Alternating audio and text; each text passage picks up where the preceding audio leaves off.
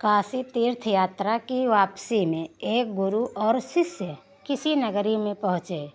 नाम उसका अंधेर नगरी था। शिष्य बाजार में सौदा खरीदने निकला तो वहाँ पर चीज़ एक ही भाव, सब धन 22 पसेरी, भाजी टकासेर और खाजा भी टकासेर। शिष्य और चीज़ें खरीदने के झंझट में क्यों पड़ता। 1 टका का सेर भर खाजा खरीद लाया और बहुत खुश होकर अपने गुरु से बोला, गुरुजी, यहाँ तो बड़ा मज़ा है, खूब सस्ती है चीज़ें, सब टका सेर। देखिए 1 टका में यह सेर भर खाजा लाया हूँ। हम तो अब कुछ दिन यहीं मौज करेंगे, छोड़िए तीर्थ यात्रा, यह सुख और कहाँ मिलेगा।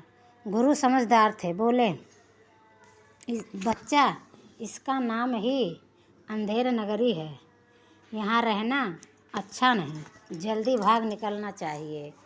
यहाँ से वैसे भी साधु का एक ठिकाने पर जमा अच्छा नहीं। कहा है साधु रमता भला, पानी बहता भला। पर शिष्य को गुरु की बात नहीं भाई।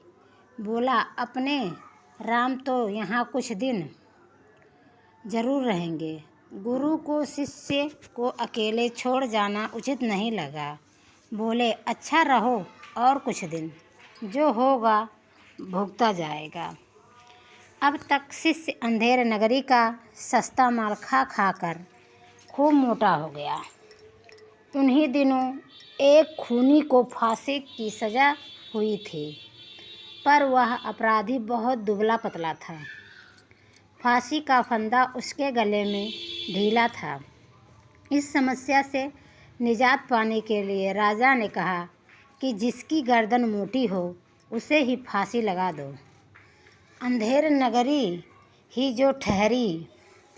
हकीम ने सिपाहियों को हुक्म दिया कि जो मोटा आदमी सामने मिल जाए उसी को फांसी लगा दो।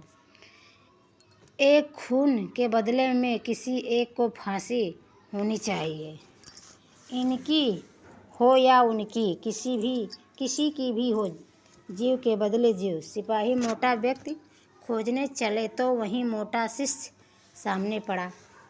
वह हलवाई के यहाँ खाजा खरीद रहा था। सिपाही उसे ही पकड़ कर ले चले। गुरु को खबर लगी, वह दौड़े आए, सब बातें लोगों से मालूम की। एक बार तो उनके मन में आया कि इसे अपनी बेवकूफ़ी का फल भोगने दें, पर गुरु का हृदय बड़ा दयालु था। सोचा, जीता रहेगा तो आगे समझ जाएगा।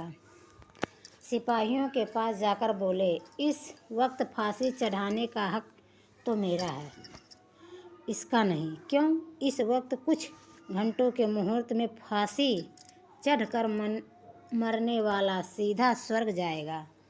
शास्त्र में गुरु के पहले शिष्य को स्वर्ग जाने का अधिकार नहीं है।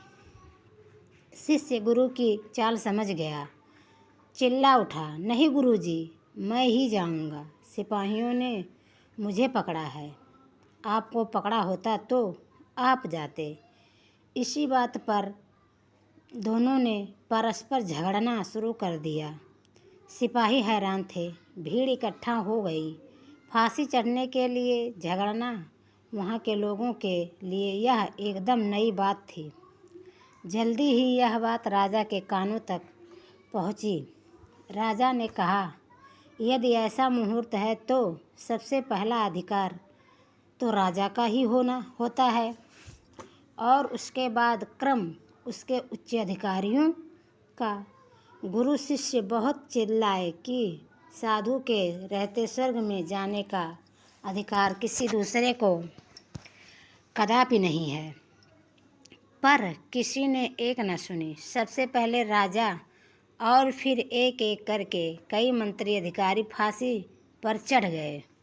गुरु ने सोचा कि अब ज़्यादा मनुष्य हत्या नहीं होनी चाहिए, तो अफसोस करते हुए बोले, अब तो स्वर्ग जाने का मुहूर्त समाप्त हो गया, इसके बाद फिर कोई फांसी न चढ़ा।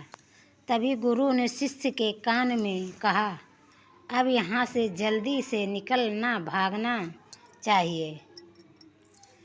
देख लिया ना तुमने कि अंधेर नगरी में कैसे कैसे बेवकूफ़ बसते हैं।